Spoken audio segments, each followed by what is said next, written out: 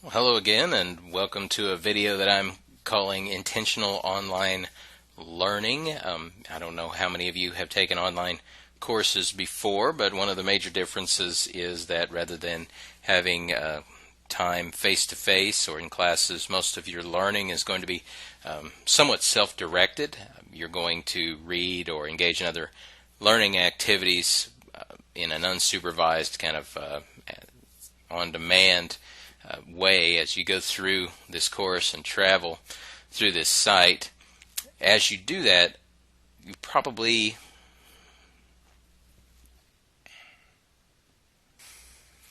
Hello and welcome to a video that I'm calling Intentional Online Learning. And the previous video, Course Navigation Basics, it just showed you briefly how to get around in this Blackboard course and how to find things, how to find the most essential information. This time I want to walk you through how to be successful in this course and really in online learning in general.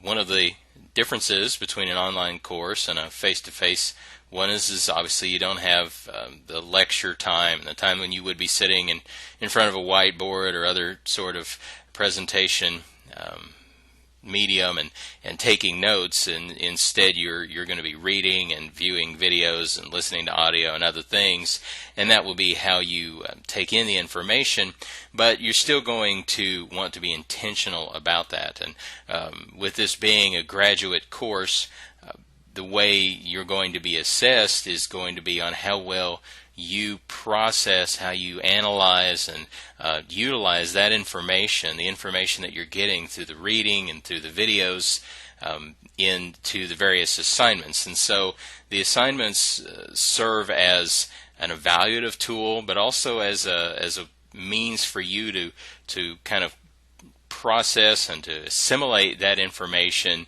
so that you'll have it for later, and it will continue to shape your thinking and your life as you go forward from here.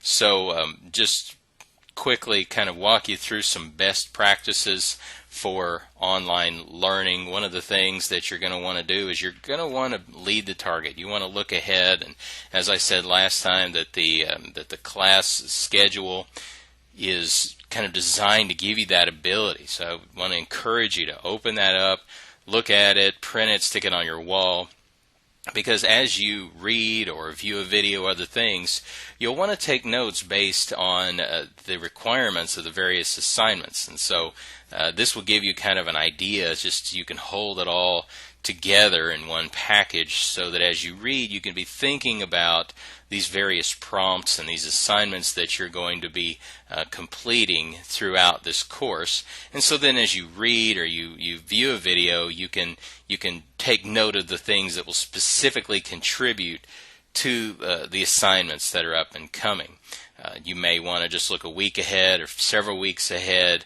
I would recommend that you actually look at all of them, kind of maybe even put them along the top of your notes, just in shorthand or whatever, and as you take notes or as you highlight in your book, you may want to notate which assignment, which prompt that note would contribute to, so that when you go back to, say you write this paper, Conversation with a Skeptic, and you are able now that you've read and you've been intentional about taking notes, that this paper will be much easier to complete. You won't have to be going back and searching through the books or the videos or other things to find references and citations to properly complete this assignment, but they'll already be there for you, and they will actually kind of guide your thinking as you write the paper.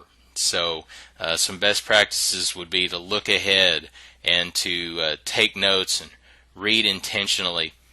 Another thing that I try that I'm just very passionate about, I guess, I want everyone in this course to have the full opportunity to make an excellent grade, and so I want to be very transparent about the way that I grade, and in doing so, I mean, I'm not giving a whole lot of examinations. I think you have one quiz and that's it. There's not a whole lot of multiple choice and other things. I'm also not going to ask you to summarize, just kind of regurgitate what you read. I don't believe that that will help you retain the information, and I really don't believe it will help you process it or assimilate it into your thinking, into your behavior.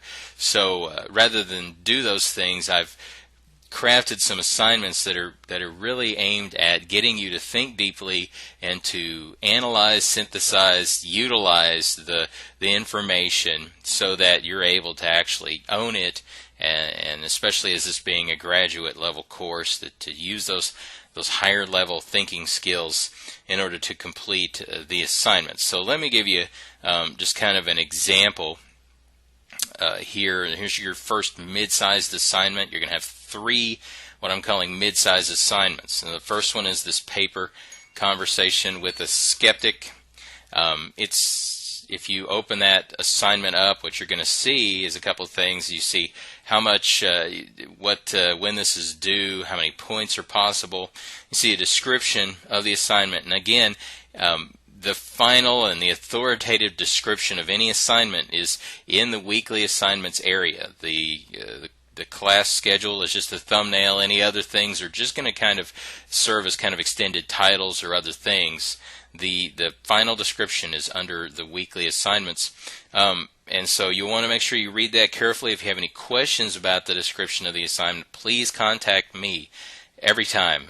It's a whole lot easier to kind of walk through this as you're producing the assignment or as you're contemplating it than it is to discuss it after the grade has been given. So just going to give you that shot across the bow right now that you have an entire week to ask me questions before you submit an assignment. I'd rather you submit the assignment at the last possible minute after having sought my counsel and done the work and done the proofreading and turn in something that's excellent. I really don't give any credit for early submission of assignments, so make sure that you take the time necessary to turn in excellent work so that you won't later have to have objections or questions or other things.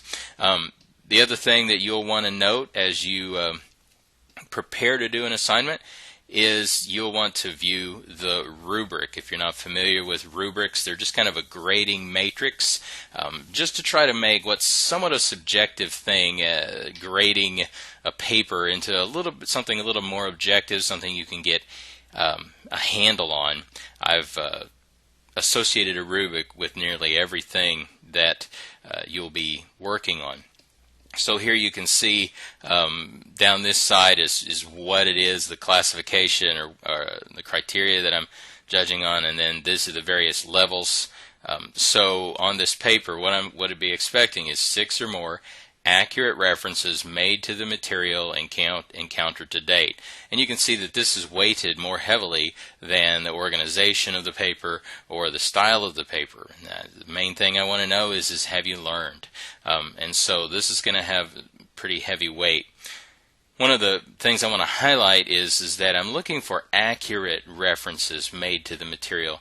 I don't know if any other instructor, I'm sure they probably won't use the word accurate this way, but it's the best way I can describe what I'm looking for as I look at your paper and your prezzies and other assignments you turn in. When I'm talking about an accurate reference, I'm talking about a reference to the material that supports your point. So that would be like in opposition to a gratuitous reference where you just put something in to fulfill a requirement or to add fluff or flair to your paper. I'm talking about a reference that's actually going to support your point and move your argument forward. That's one aspect of an accurate reference. The other aspect of an accurate reference is that your usage of that quote or that citation is true to the original context that you got it from. So I had some people last time I taught this course that they would just kind of be going around mining for quotes that seemed good, and they would just kind of put it in, and it was completely divorced from the original context. And as I'm looking over your work, I'm really asking myself the question, did this person deeply read this? Did they fully comprehend it? And if you use references that are just gratuitous or that are out of context, my answer to that's going to be no. And so let's say you had 6 references, but one of them was gratuitous and one of them was taken out of context. Well, that's going to move you down to say you had 4 accurate references. You had 6 references, but only 4 of them were accurate, and so that would move you down to the next grade bracket on the rubric. So check the rubrics every time.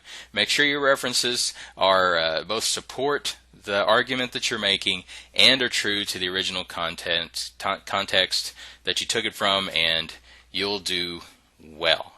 And the final best practice for online learning is contact me. I am available. Show up at the office hours or email me. You can call my cell, but ask questions, and you will be sure to do well in this course. And that's it for intentional online learning.